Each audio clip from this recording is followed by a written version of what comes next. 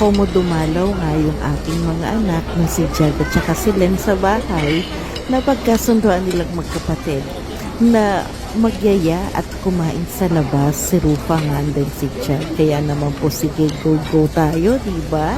And then dito nga kami napadpad sa sushi boil. Akala niyo puro sushi, no?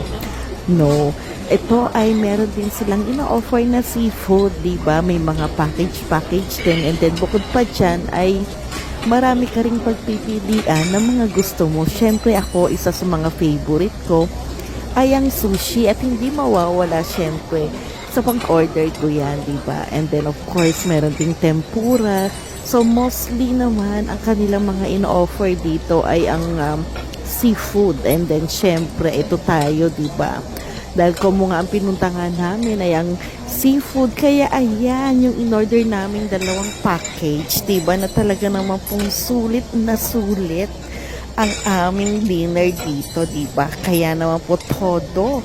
So meron silang ino-offer na gloves, diba? And then syempre na rin para hindi madumihan ang ating damit habang tayo ay kumakain, dahil alam naman natin na medyo messy, di ba?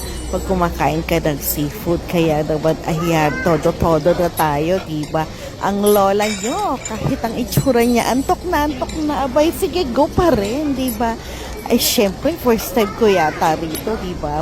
Kaya naman po, itodo na natin, at yung mga hindi ko nakakain noon, abay, kinain ko na, di ba? Kumbaga, sige, kaya naman kasi masyado kung ano, dahil ayoko yung madiwara ba sa ng pagkain. Syempre, mas gusto mo yung isusubo mo na lang, di ba? Pero ito kasi dahil kung andito ka kami at talagang gusto ko na ring namnamin talaga yung masasarap na pagkain. Kaya naman, sige lang. Eto pa yung isa ko sa paborito, di ba? Yung hipon. And then may tahong pa nga, di ba? Na ato talagang sinip-sip ko talaga yung sauce niya. Napakasarap kasi yung medyo mild spicy ang aming pinili, diba? Kaya naman po ayan, and then syempre yung aming pinili rin na kanin, diba? Ay, maganda talaga naman po, sunod, sibot yung kanin namin, diba? Pero meron naman kaming natira, diba, ng mga seafood na rin, pero yung kanin talagang simot.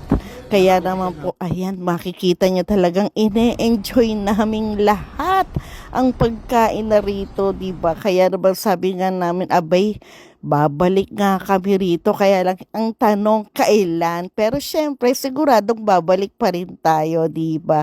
Kaya naman po, ano pa, madalang lang naman ang pagsasama naming mag-anak dito. Kaya ito, ayan, abag na lang kami ng aming masasakyan, diba?